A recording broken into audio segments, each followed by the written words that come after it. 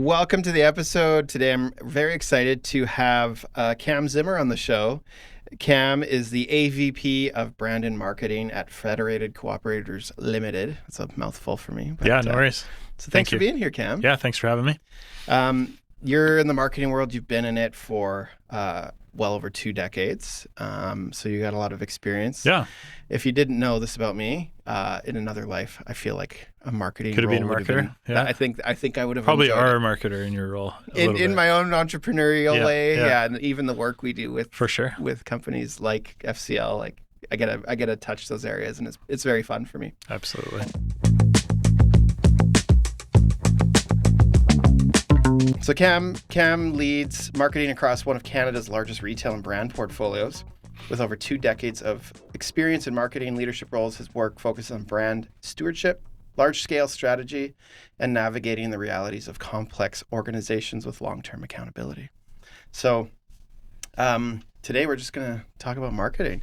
You texted me yesterday, and I actually really liked your idea, just talking about how a brand can stay authentic. And co-op, as I know FCL as, do you kind of refer to it as FCL or co-op? I usually refer to us just as co-op. FCL is where I work for, but we're owned by about 150 local co-op associations across Western Canada. So we're sort of a wholesaling group and group that does central marketing, but try and look at co-op as the brand more than FCL. So yeah. How old is FCL or co-op, like as far as Canada goes? Yeah, so FCL being kind of like the collection of all those co-ops, we are approaching 2028 will be our 100th anniversary for FCL. And then there are some co-ops that are older than that, around 100 to 110 years old, and some a lot less. It just depends. There's quite a bit.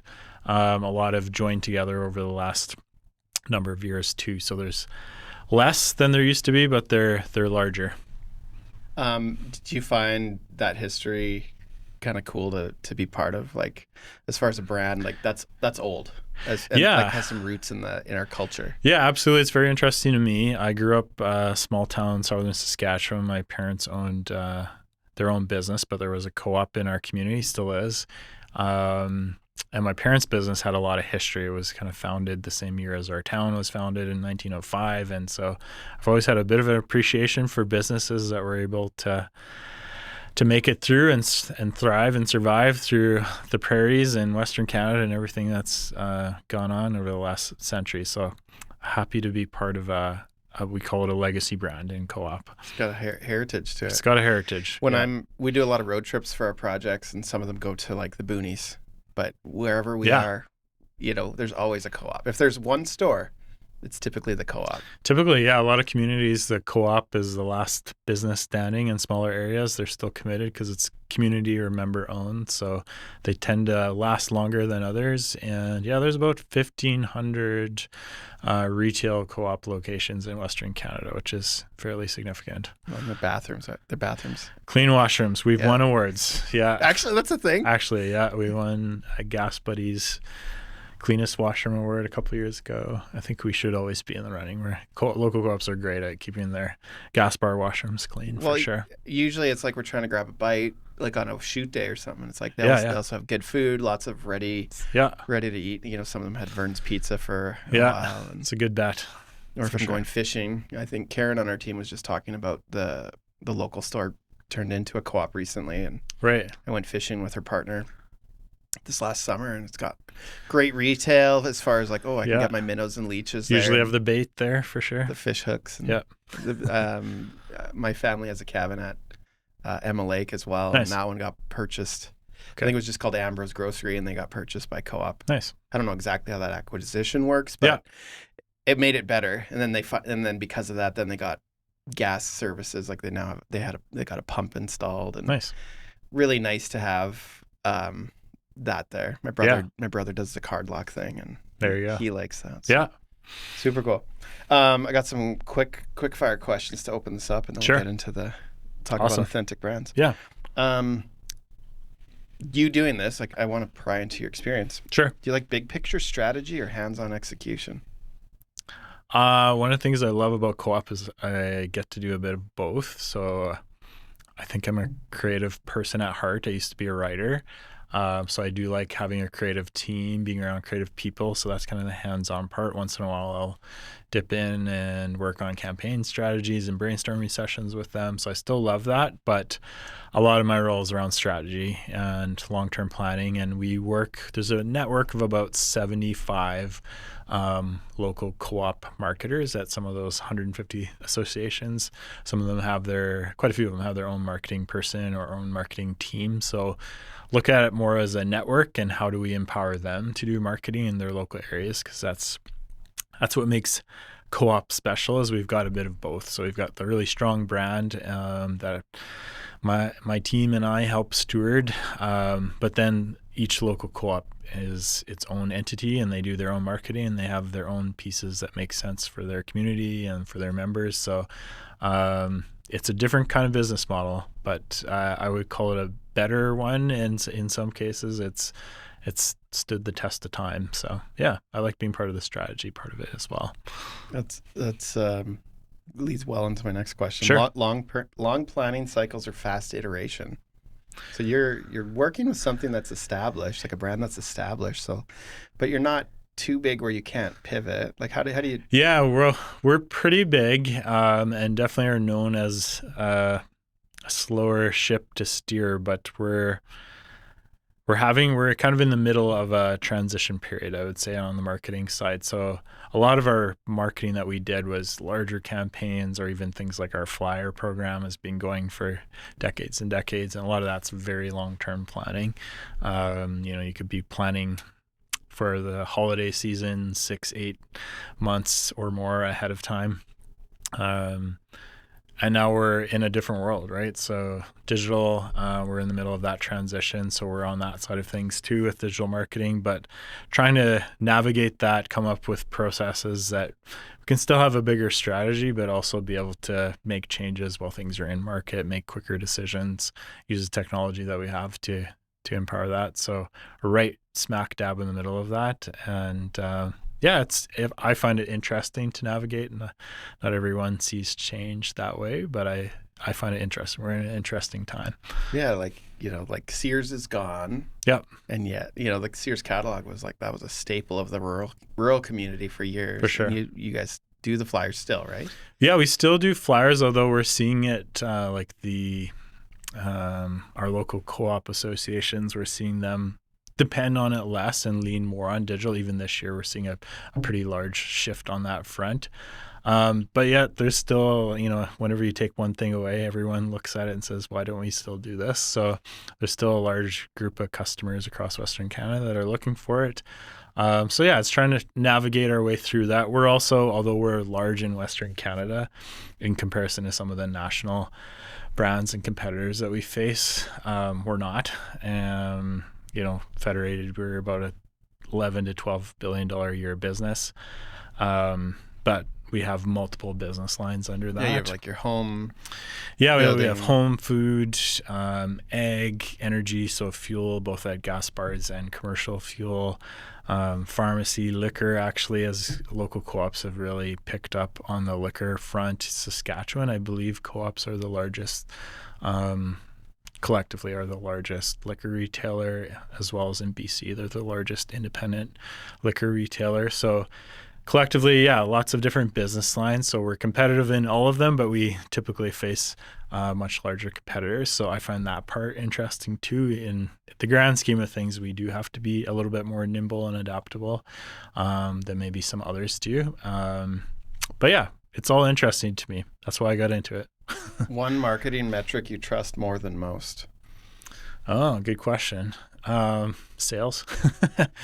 I think that's always the proof for a lot of what we do, is being able to track real results. So I find, especially on digital now, we're able to track much more closely from someone viewing an ad to actually going to a store to actually making a purchase. So to me, they track from ad to sales is the best metric we can get when we can get it. Can't always get it, but when we can get it, that's the one we're going for. That's cool. Yeah. And that's easier, obviously, the more technology advances.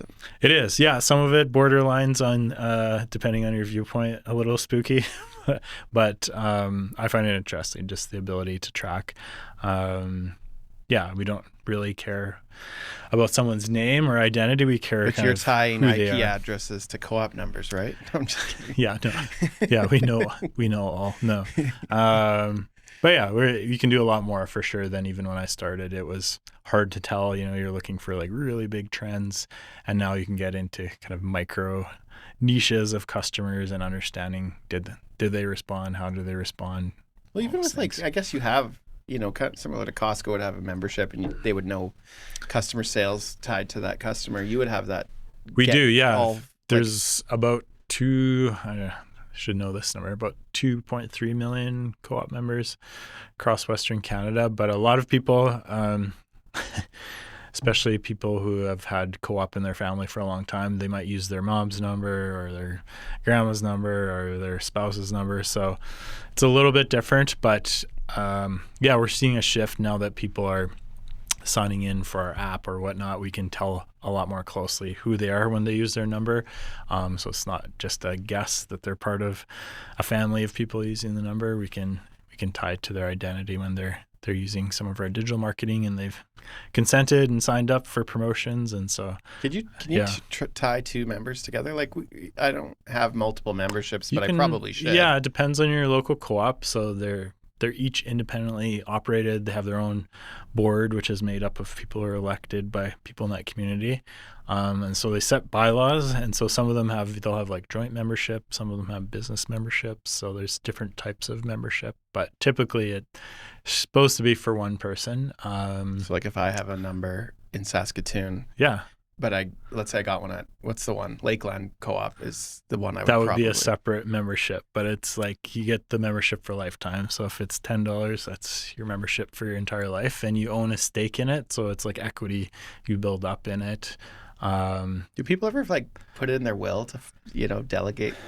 Like, is it worth something after someone? Yeah, it has to be dispersed when someone passes away. So there's that. And when most co-ops have it set, so once you reach a certain age, they'll pay out the equity you have, similar to a lot of credit unions have something similar. Yeah. Okay. I didn't even know that. Yeah. What's so like the biggest equity you've seen? Like if someone's like a lifetime purchaser. I don't have that one. That's, yeah, Or each if you're even local allowed to co-op. share. Yeah, I don't actually know that, but Like a farmer could go through millions of dollars of fuel in yeah, their lifetime. A lot of the ag customers spend a lot at their local co-op, so they would have larger equity counts for sure. Yeah, you sell seed, crop inputs, fuel. Yeah, bulk fuel, all those things. So that adds up if you're a farmer or producer. So those would probably be the largest individuals. But yeah. Do you find it's like, I mean, this is off topic, but like No. the backbone of a lot of these places, like do you find co-op plays a main role in like the main purchasing point for a lot of farmers in some of these communities that are a little bit more remote? Like, yeah, I'd say like other vendors won't find it worthwhile competing as far as like fuel or like the crop input side. I think in rural areas, which typically where farmers are, yeah, co-ops are kind of unique in that they offer, just like you said, all the fuel and crop inputs and supplies, but they also will have, a food store in the community, a grocery store, gas bar. So it tends to be like a trusted source just because their families are in the community and you see co-op everywhere and they sponsor probably one of their rink kids and works there. one of the kids worked there. And yeah, it's just, there's a lot of ties into communities. So it's pretty typical to be a supplier of farms and farm families in one way or another, or multiple ways for sure. So it's a bit unique that way. A habit that helps you manage complexity, like your job, at the end of the day, you're in a corporate setting, like you're managing a lot. Complexity, I guess for me, one of my first lessons when I joined co-op was I hadn't worked for that large of an organization before. You can't do it all yourself, so you got to rely on good people.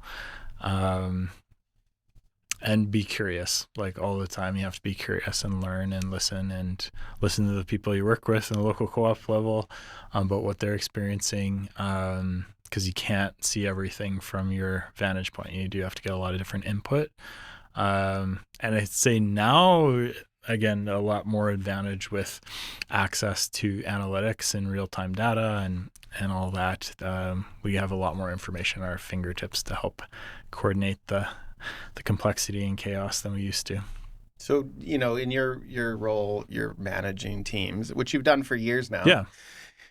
Has leadership training been a big part of you developing as like that side of your profession? Like, yeah, I've had leadership training throughout. I would say still probably the best training is the doing. And then I've had some really good mentors. Mostly my bosses have been really good mentors along the way, right from the moment I started. Yeah, 20 some years ago when I started my career, I've had some really good opportunities, really good mentors. And then actually this last year, had the opportunity to work with an executive coach who really helped me. I'm probably in the last third of my career, I would say. And so I've been thinking a lot about legacy and how do I use my time and make an impact with the time I have left in my career. And so they helped me sort of formulate my purpose to impact and understand, where can I make the most impact, deliver the most value as a leader. So that's been really helpful over the last year for me. Do you personally you personally made that happen, or was that like something recommended to you by, let's say, FCL? Or yeah, it was recommended through FCL, and I was a little hesitant. I'm not normally like a counseling kind of person. I was a little skeptical about it. But yeah, probably one of the single biggest mindset shifts for me was going through that and working with a coach. And it's all of your thoughts. It's just someone helps you bring those out and really hone in on who you are and where you can make the most impact. So that was huge. Is that ongoing for you, or is that you did like a run of it or a program? Yeah, it was. I'm done my run of it, I guess. But they helped me create kind of a metaphor, I guess, for it that I've used and a bit of a plan. And so, yeah, it's been really helpful. Do you think that is like, your experience was like a little bit skeptical to then being like one of the best things you've done?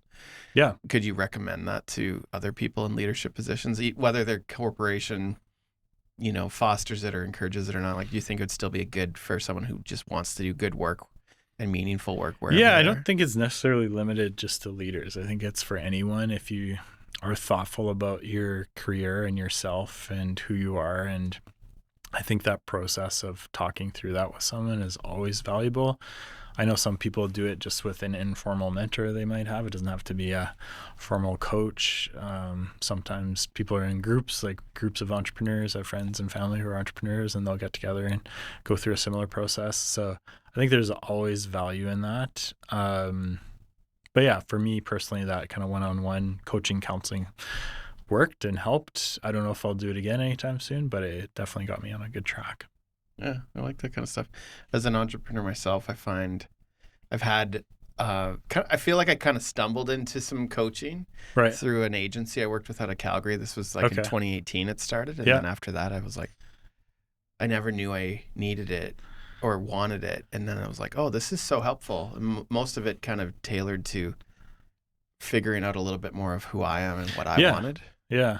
I find a lot of, I'll speak for myself maybe. I shouldn't speak for any others, but I think when you get into a leadership role, like good leaders care a lot about their team. So you have a tendency to focus on a bunch of other people's careers and teams and how they're set up and setting others up for success. And once in a while you miss thinking about, how am I setting myself up for success? Because that also translates to my team. So for me, it was a bit of a reset that way, and realizing I'd spent 3 or 4 years in a new role focusing on everyone else in their paths and hadn't really thought through my own path, which in the end probably wasn't helping my teams either by not considering kind of where I can deliver the most value and how I'm working. So for me, that was really important to do that reset. I want to get into that question you texted me about. Yeah. Define an authentic brand so we could talk about it. For me, for my team, we spend a lot of time talking about being authentic. We kind of reset our vision for ourselves a few years ago and said we were going to be brand focused and member focused and cooperative to our core. And we took that to heart. So we worked a lot with those local marketers that I mentioned, that network, to really figure out how do we empower them to do kind of hyper local marketing. And then in our big brand pieces, we made a commitment wherever, whenever possible. We would always try and use real co-op people, real co-op team members, real co-op locations as much as possible. It doesn't always work out. Sometimes we have to bring in actors or models or whatever. But yeah, we're really purposeful about that, telling real stories from customers. And I think it's served us well. We've seen our brand make it through some pretty tough times with the pandemic and lots of other challenges we've faced over the last number of years, and fared really well. My old boss used to say we've kind of invested in the brand bank over the years, and it's definitely served us well. But yeah, I've found lately, especially with AI coming into the market, a lot more skepticism overall, I would say, with consumers and just consumers of media. So yeah, we've had some interesting scenarios even in the last few months here of questioning customers and consumers and people following us on social, questioning if we're being authentic or not, or if we're faking it. And even though we've put a lot of effort and time into trying to be as authentic as we can, yeah, it's become a challenge, I would say. ChatGPT is like 3 years old in January. Yeah, it's just crazy. I remember having, joking with my team at our weekly meeting a few years ago about, how could we possibly use this? And we're talking about ChatGPT karaoke and things, and it's just like AI since then has dramatically transformed to the point where you have to look at where and how and when you use it. I think for co-op especially, we've seen and heard that with especially some of the local co-ops. They get a lot of feedback about, you've said you're really committed to your community. Does that mean you're not hiring people in your community?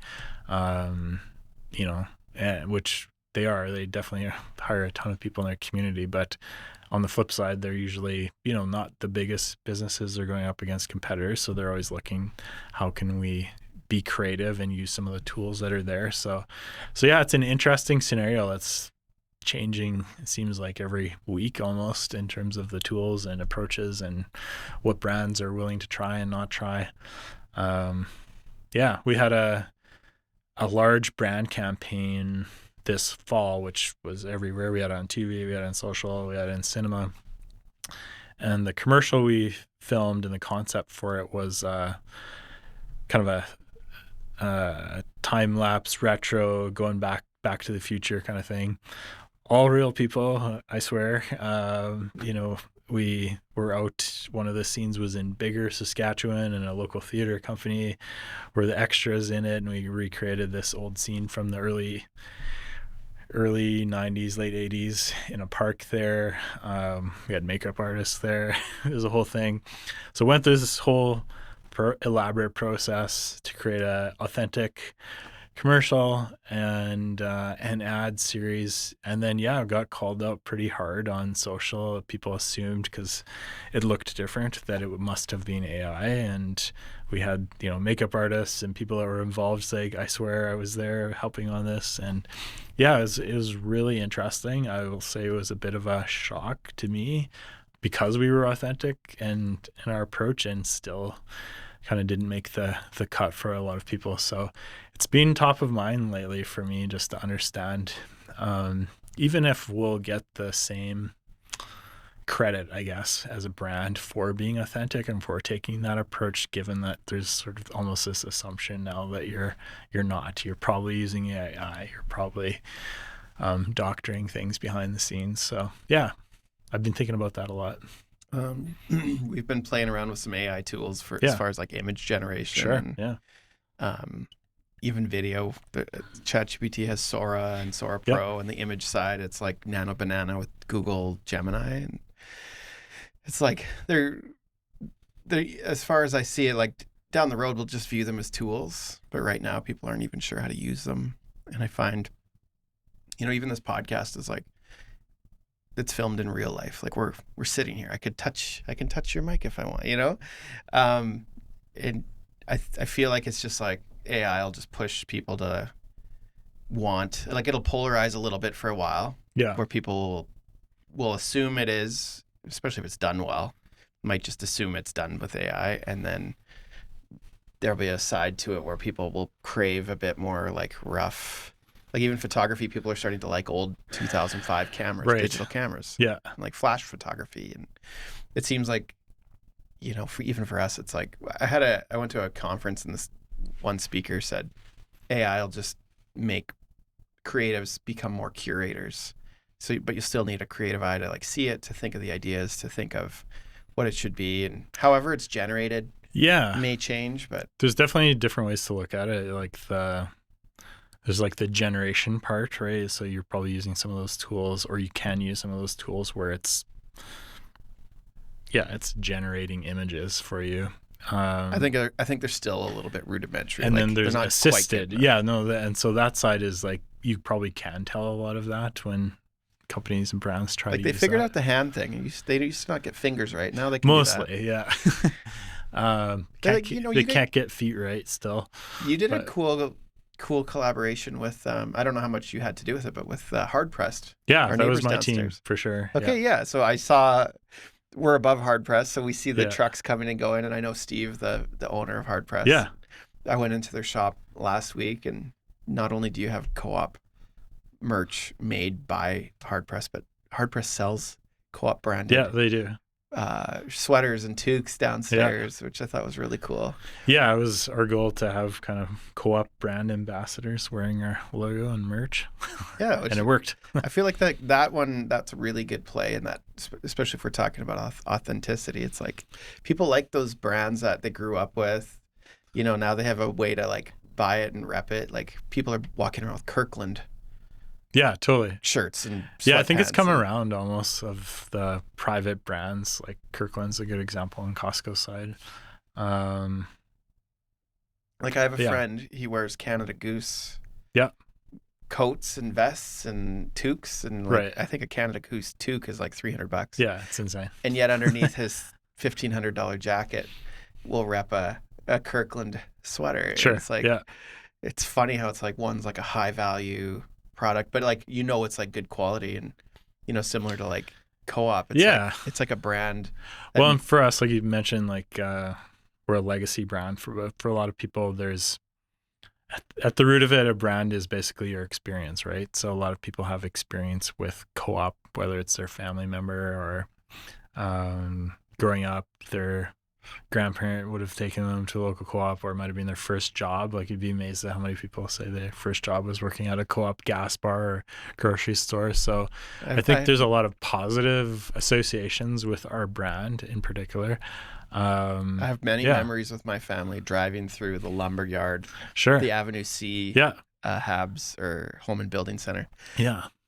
You know, and that was kind of fun for me. You can go see piles of lumber and put them in your truck. And actually, I just did the Yeah. same thing, not even like this last year, just with my own family and kids. And you go get your lumber, you put it in your truck, and then you go in and get your fasteners, your Yeah. screws and brackets and all that. And it's like, this is like, it's not just like, you know, you go to Home Depot, not that we're throwing shade or anything, but No. it's like, and that could still be like a good experience, but like, I don't have those core memories with Home Depot. Yeah. So I or think Safeway that's kind of like our advantage on the authentic side is a lot of people do have those ties to co-op and those experiences that help. And local co-ops are amazing parts of their communities.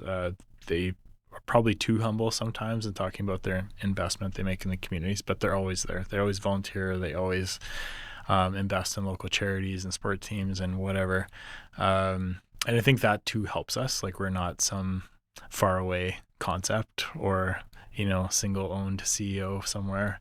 Why do you think co-op's able Yeah. to be like that? Like, is it because they're membership based? or- Yeah, I think it's the model, honestly, that we talk this fall. That campaign I was mentioning was called Owned by Co-op Members, but that's literally what co-ops are about. They're owned by people in your community, by you if you own a membership.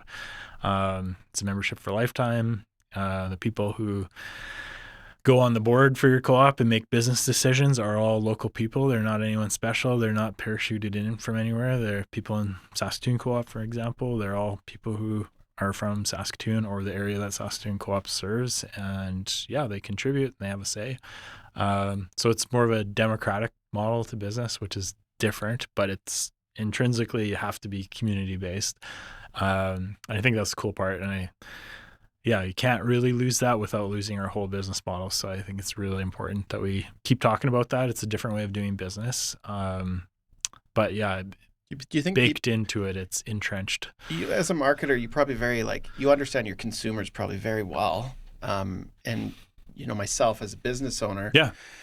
I can confidently say I would never do business banking outside of a credit union, Right. because of that. I have someone to call. I know the people. When I go to they don't call it a bank. I still call it a bank. But Yeah. I go there and I get that experience. And then same with getting fuel. Like if I can, I always, even if I'm not a member at that place, I'll still go to a co-op gas station because I kind of know what to expect and I know what it means. Yeah. I think, like we were talking about, I think people have some of those positive associations. For the most part, they know that co-op's Western Canadian, it's local. Just the way co-ops were created, they were built by local people to serve whatever the need was in that community at the time. And so I think there's still a really strong thread of that, of service. So, a lot of co-ops are known for their service, whether that's, pumping your gas at That's another thing I love, pumping full my gas. service stations when it's minus 40, if they offer that. A lot of them do. Or like It doesn't, you said, it the doesn't home happen center. anymore, but I remember when I was a kid, you'd give the guy a 20, put 20 in your bank, in your car. Yeah. Now everybody pays digitally, but Yeah. I can still go prepay with my thing and then sit in my warm car while Yeah, someone you pumps my can. gas. Yeah, for sure. So I think there's still an element of that won't or shouldn't go away at co-op. Is just where, they're here to serve. We're here to serve. Is the younger demographic, you got the sweatshirts at Hard Press. Yeah. Are they buying into this? If you asked me like 5 years ago, I would have said no, not yet. We really need to figure that out. It's sort of not huge secret in the industry. A lot of the co-op membership skews a little bit older. But yeah, we've done brand research in all the markets across Western Canada for close to 15 years now, and tracked, how people feel about co-op and the brand and in different demographics. And we've seen over the last couple of years actually a lot more traction on the younger generations coming in. They might not have the history as much, but there's this values link up. They like what co-ops stand for, and they like the concept, whether that's the local side of it and ownership, or just the quality you get and the service you get. It's just a different feel, I think, than a lot of the larger brands. And so, yeah, we're seeing it resonate more now with the younger demographics than it did, even 3 to 5 years ago. So that's promising and exciting for us, because we've been talking about that for a long time, about how do we start making that shift. How complicated is it to measure and track those kind of things? Like you're talking about market research. Yeah. And you have how many stores was it? How many retail? So co-ops, those 150 co-ops, they have about 1,500 different retail touch points. Yeah. And so, and those range in places like inside of major cities like Calgary, Edmonton, but there's also a co-op in Tofino on Vancouver Island. Do market research? Does market research show they have a lot in common? Or there's certain pieces in common. A lot of what we talked about, kind of the local side of it, community always. If you look at all the comments and all the research, community rises to the top. It's just seen as a community-based business, no matter whether you're in Tofino or Asquith. I think they even have the charging stations at the co-op in Tofino. Yeah, and they usually do some things that are unique to those communities, so that always stands out quite a bit. I think they had smoked salmon available in Tofino. Yeah, they do all sorts of cool stuff little out there. Vendor. Well, even here, I like Valley Meats for their farmer sausage, but I can find that farmer sausage in a lot of local retailers in town. There's a lot of local co-ops do local partnerships. Probably one of my favorites is actually in Alberta at Cornerstone Co-op near Vermilion, one of their grocery stores. It might be at multiple ones. They have a First Nations grandma who comes in. She came in and showed them how to make bannock. And so the bakery in the co-op store makes bannock, and they sell the bannock every week. And then she comes in and does the sampling for it and That's a cool partnership. shares a little story with everyone as they come in. But things like that, like you just don't see that with a lot of other brands. And it's probably not something that would make sense across every co-op site, but for that area, it made sense. And it's just those little unique local pieces that each local co-op has. I think it just is part of who they are and what the brand is all about. Is has to make sense for your community and do something unique that's your community and only your community or your area. And yeah, I think that'll always resonate to an extent, and maybe stands out even a bit more now with lots of the big consolidation of other brands and everything that's going on in the market. Do you find, like, does that kind of value set, like you're empowering these local communities to do these kind of things and partnerships? Yeah. Does that come top down? Like, is that part of like your current CEO?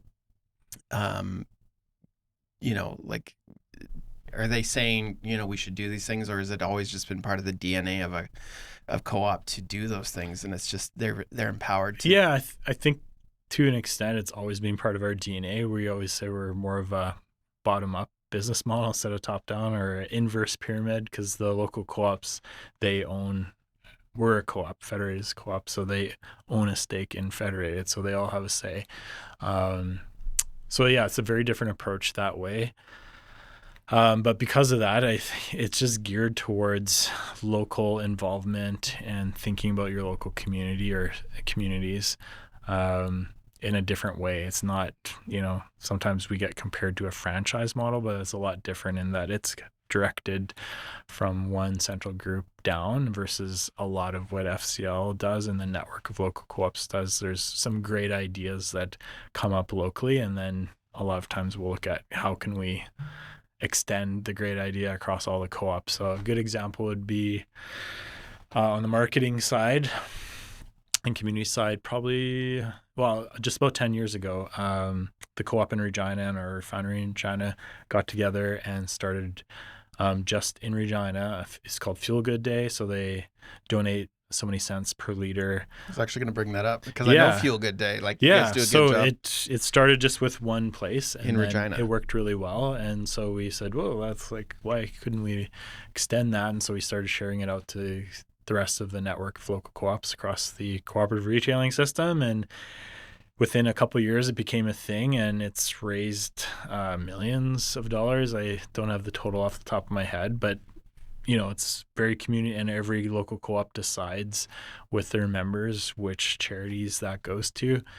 And it started with a spark from one co-op deciding with our refinery of what they wanted to do, and it's just extended out from there. So that's cool. That's kind of co-op at its best, for sure. I like that. Yeah, and so Feel Good Day is, if I'm understanding it right, one day, and I think it's September, right? Yeah.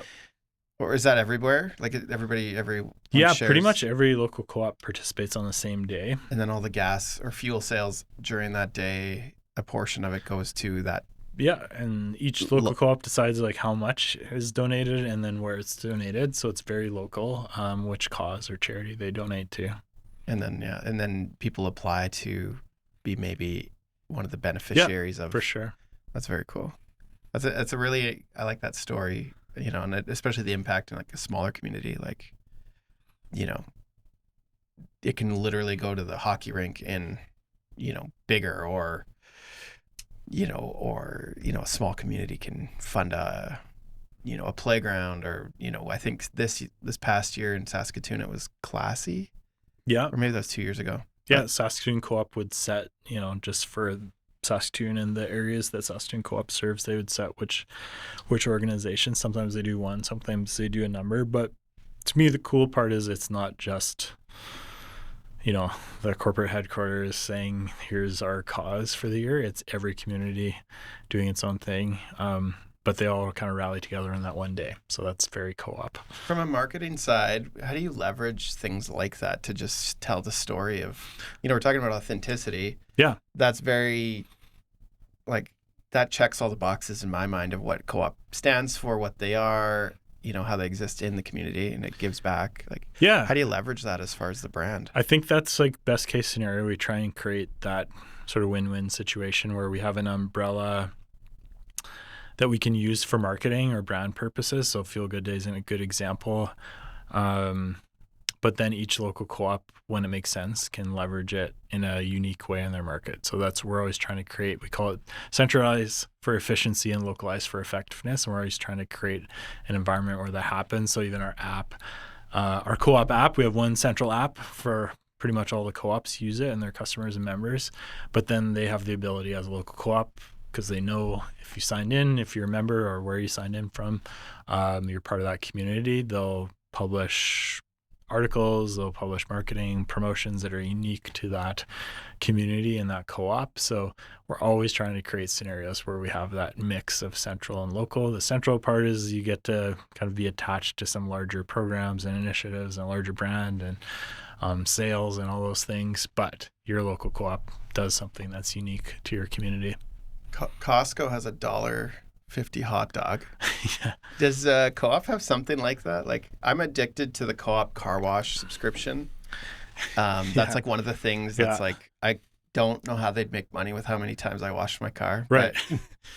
But like, does Co-op have some things like that people just know? Yeah, probably car wash is a good example, but because of the model, it's almost like each co-op has their thing. Like some local co-ops will sell one thing that's unique to that market and they'll do something special there. And a lot of it's more about local than it is about just a steep discount on something. But yeah. Are the car washes like one of your, like, I assume probably more people wash their cars at a co-op than anywhere else. Maybe I'm wrong. I might be biased because I'm a customer. I don't actually have that research on hand, but yeah, car washes are super successful. I'd probably say that one of the highest growth areas on the consumer side over the last decade has been liquor. And that's been like a decade now since the SGLA or whatever it's called. Yeah. They kind of sold I don't even know how it all worked, but like, once that happened, then Co-op was like one of the first to do. Yeah, I was part of that when we worked with local co-ops and made bids on the initial wave, and they've just kept going since then. But yeah, like I said, I don't have the number off the top of my head. There's a lot of locations now in Saskatchewan owned by the local co-ops. British Columbia, there's a lot. There's quite a few in Alberta as well. Different environment in Alberta, but yeah, it's grown significantly. And I think that's another case where our brand has served us really well. I remember when Saskatchewan first opened things up, there was questions about like which type of business should get this, and there was hesitancy around that. But Co-op tended to be trusted just as a responsible, community-based business to do the right thing. Capacity to do it. Totally, like, that's not a small. Yeah. So yeah, it's gone really well on that side, but also kind of a good example of why co-ops work, because they are responsible businesses, they're community owned, so they'll always try and do what's best for each community that they serve. I feel like that's a good example too of like collaboration with the community. Like 9 Mile down the street, I've seen them do some projects with Co-op. There's even some very small craft runs from Makerspace, and I'm forgetting the name of it, but Brady Plett made his own beer line, and I remember that they made a video of it for Saskatoon Co-op. No, I think that's an amazing part of Co-op is those local collabs. More and more we're seeing it, like liquor and craft brewing, we're seeing more of that. Even in the food space, you'll find in grocery stores, even in larger centers, a lot of times Co-op is probably a simpler, easier entry point for a lot of new producers of products. So even in Saskatchewan, Saskatoon, there's the Food Innovation Center. And so a lot of those small kind of initial startup companies in the food space, grocery space, their first stop will be Co-op because they know there's a path to selling local products, which is pretty cool. Yeah.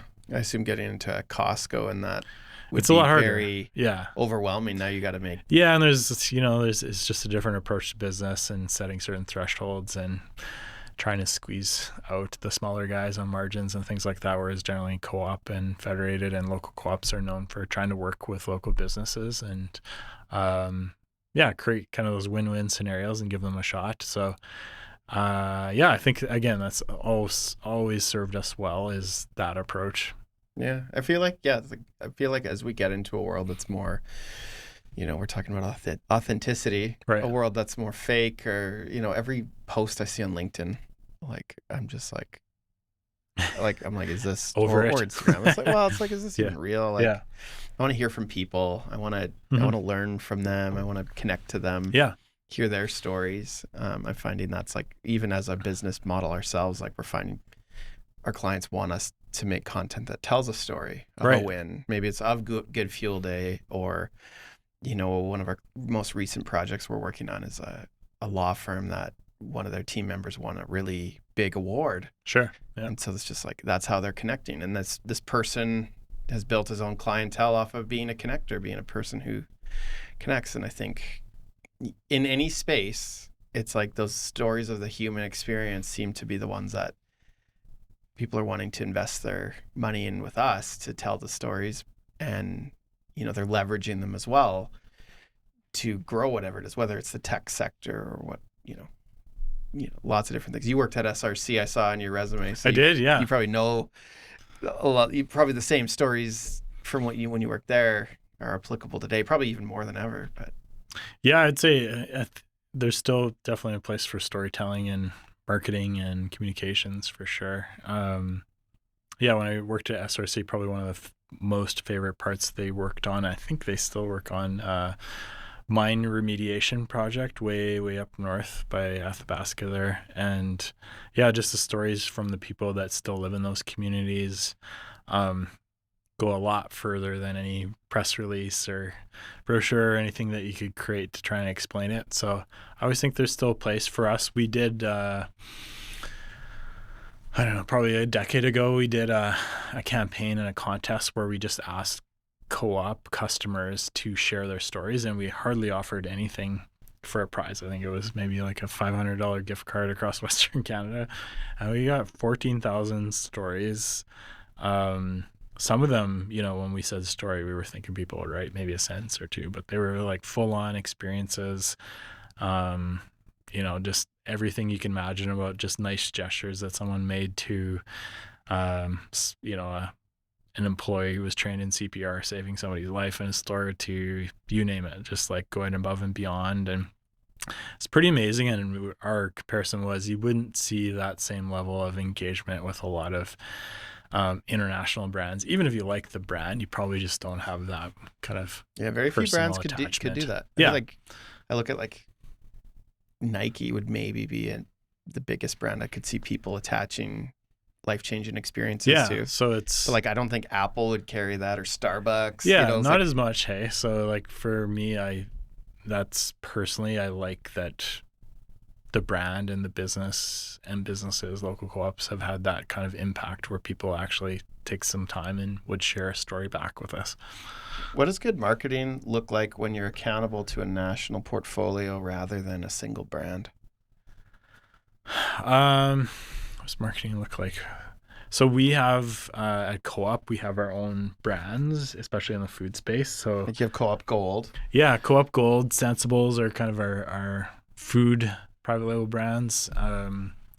We have one for our home and building space as well. I think they're becoming more and more prominent in industry now as well. So you mentioned Kirkland is a really good example with Costco. It's seen a ton of success. I saw a story that they actually sell more organic food than any other brand.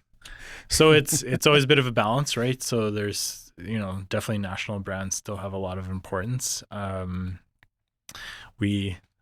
We have sort of a best kept secret that we're trying to tell a little bit more loudly with some of our brands at Co-op. And I think the third part for us, like I mentioned, is working with the local co-ops and us working with smaller, Western Canadian suppliers or local suppliers. Because that's true to who we are, true to our brands, true to our business model. So I think that still resonates. People know they can get local products at their local co-op, which, there's claims of that at some of the larger brands, but it's really not to the same extent. So, yeah. Where do large organizations tend to overcomplicate marketing, and where do they oversimplify it? I think I know that's a deep question. It is deep. I think it's been hard to not, be pre-digital, I would say, and even over the last 10 years, like 10 years ago, it was really hard to get more targeted in your marketing. And now I think there's a lot more tools to get more targeted, more personalized, so that hopefully your marketing is more relevant. And I think probably every customer, consumer you're making a bit of a trade-off when you download an app or sign up for an email. You're giving a little bit of who you are and information, but in exchange, by doing that, you get hopefully more targeted offers that are more relevant to you. So you're not getting a lot of the noise that you might have got in the past approach, where you would get a flyer and you would get 100 different things to look at and maybe only 5 were relevant to you. Now we can use data more than in the past, and know that Matt's really likes charcuterie, so we'll probably serve him up some wine and cheese. So things like that. I think there's way more options and way more opportunity to be relevant. You have to be careful that you're not kind of over infringing on people's privacy and pieces like that, but there's a bit more of a relationship there. And I think the best case scenarios are creating a really good customer experience by being more relevant with marketing, so it makes sense. Personally, I like it when brands show me things that I'm interested in. Probably shop a little bit more than I should when they are really good at it, but at least I'm seeing something that I'm actually interested in and not being pushed something that I'm not. So this is a side question, but like the Co-op Gold, like Insensibles products you sell, have those been like really, we've seen grocery pricing and stuff just go crazy over the last 5 years? Like, have those become even more, like, they existed before COVID, but like, are people wanting, like, the quality of the product is great, you guys? It's maintained. We've managed to maintain really high quality, and like our Co-op Gold line, all the customer research of people who've tried it say it's across the board really good quality. It's a lot of those products, and every year we enter new Co-op Gold products in national awards for grocers and food manufacturers, and we win many of those awards. We have a great team that puts that all together. Try and keep it at a reasonable price, give good value. It's not a discount brand, but it's a value brand, and we really try and deliver that. Interestingly, like all the grocery and food manufacturers in Canada recently had to come under some new regulations for nutritional labeling. So we had to redo all our packaging. So we took a fresh look at it. So you should see when this comes out, a lot more new designs for Co-op Gold and in Co-op stores. But as part of that, we did some digging back in old marketing, and Co-op cookbooks used to be a thing. So we looked in that and just how they talked about Co-op products. And so it was pretty interesting. So we came up with a seal with a little copy around it about owned by Co-op members, and talking about what happens when you as a Co-op member buy a Co-op product, which, the profits go back into your Co-op, which goes back out to Co-op members, which goes back out to the community. So when you buy Co-op, you're actually double helping your Co-op, which is also helping your community. So it's kind of a neat concept. So they used to talk a lot more about that, and that's very unique. That's, very different than almost anyone out there. So it's been a cool opportunity to look at our classic private label brands and try and bring back some of that concept, because it's pretty core to who we are and it's pretty unique. I remember when I was a kid, my grandpa they'd get eggnog during the holidays, and it was like they'd only buy Co-op eggnog.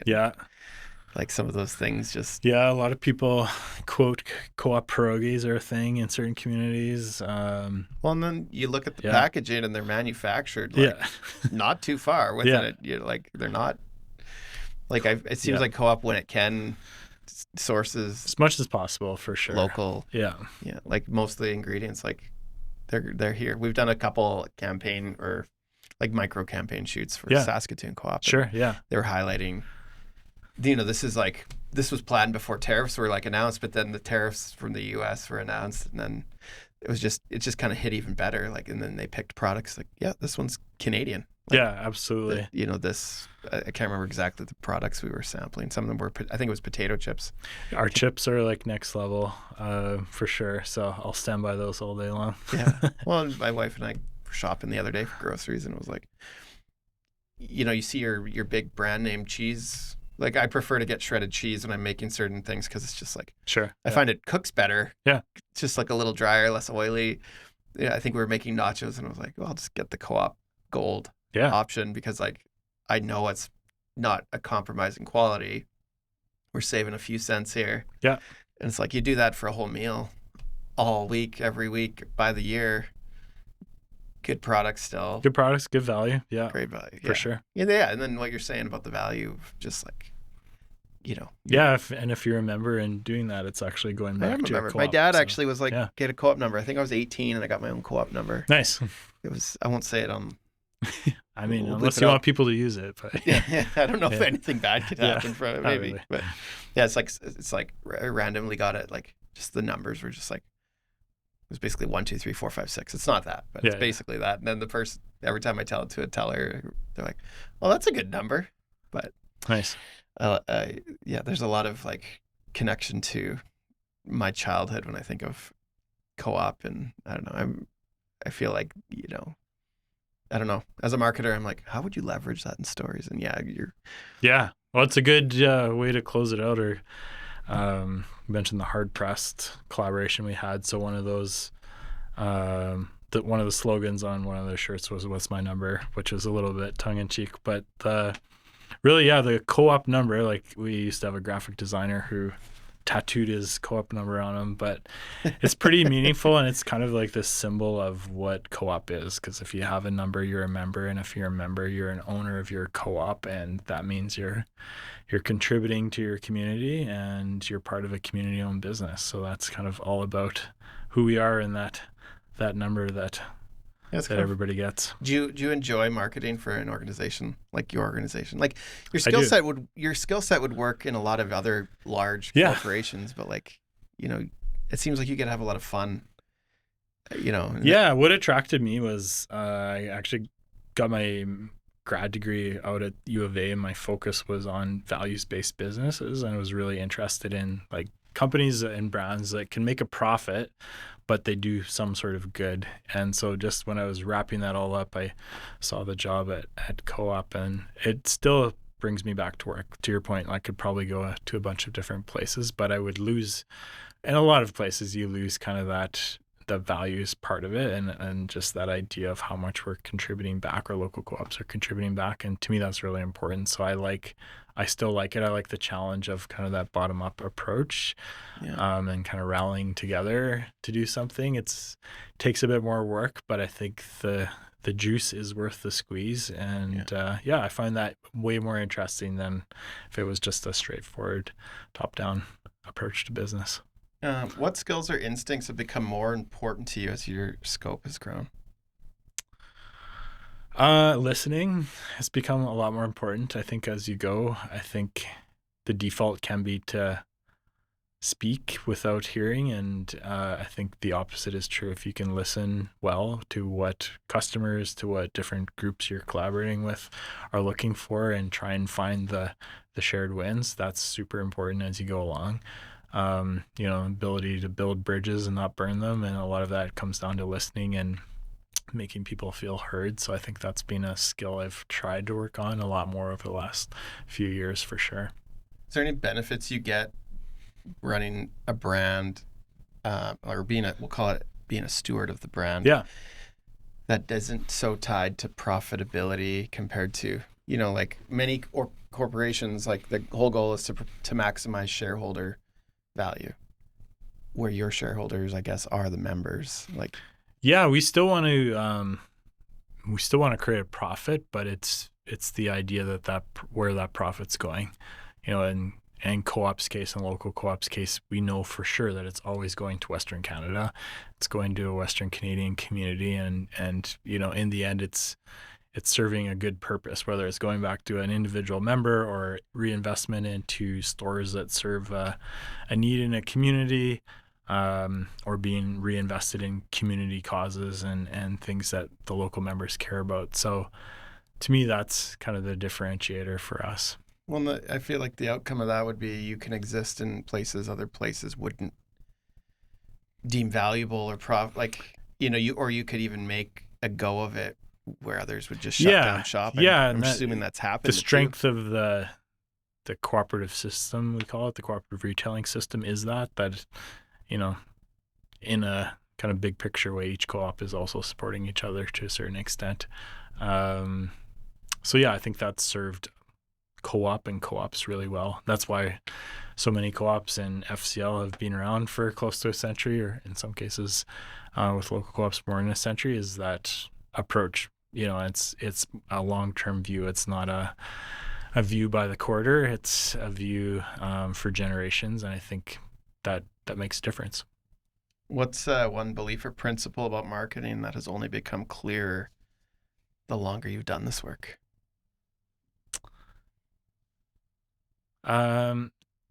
It's less about what you have to say and more about finding what's relevant for your customers. So I think the tendency for brands and even just for individual marketers is to shout a lot and have a really creative idea, but if it's not matched up to what your customer base wants, then it's probably going to miss the mark. So that's super important.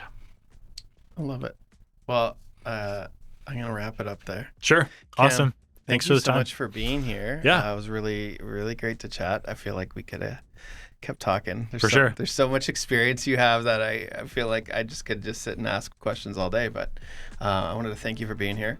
To our guests listening, if you want to connect with Cam, you can find him on LinkedIn. If you need to collaborate, I don't know. I bet you have teams everywhere. I mean, would you? I do, yeah. Talk to your local co-op if you make a thing, a widget. Sure, reach out to your local co-op. Yeah, they'll be very receptive because that's just the nature. So sure. Thanks for being here. Thanks, Matt.